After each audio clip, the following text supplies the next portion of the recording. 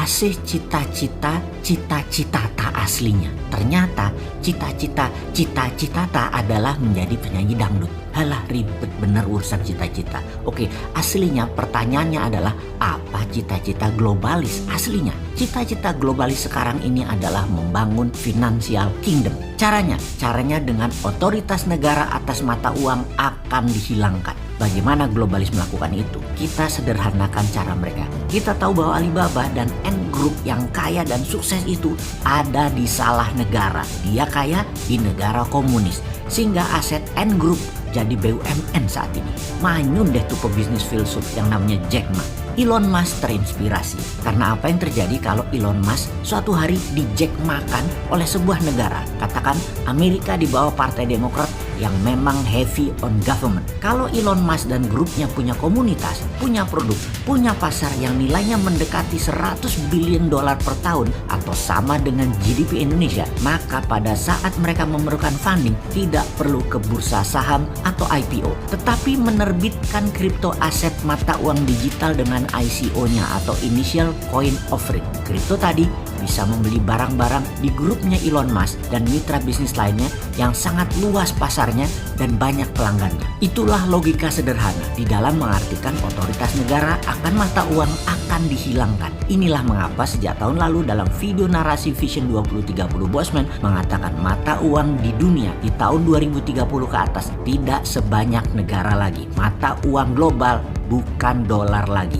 Underlyingnya bukan emas lagi, bukan hutang, tetapi algoritma pasar konsumen dan produksi mereka. Ini jauh lebih powerful ke depannya karena dunia menjadi digital. Aset digital jauh lebih bernilai dari aset fisik. Kuno fisik itu ke depannya. Kita sebagai manusia berdaulat, patriotis, nasionalis yang anti globalis dan anti penjajahan asing harus punya solusinya untuk mengcounter gerakan globalis karena mereka akan dengan cepat melahap seluruh dunia yang awalnya mereka menggunakan COVID sebagai biological warfare tool. Solusinya bagaimana buat Indonesia? Negara akan punya dua sistem keuangan saat ini sudah benar. Satu mata uang fiat fisik yang saat ini beredar kurang lebih 6.000 triliun rupiah. Yang satu lagi adalah e-rupiah, digital rupiah. Digital rupiah basisnya adalah create money atau cetak uang berbasis pinjaman. Pertama, minusnya APBN pemerintah, mintakan BI berhutang ke negara. Jangan terbalik, pemerintah ngutang ke BI, ngutangnya ke negara melalui BI.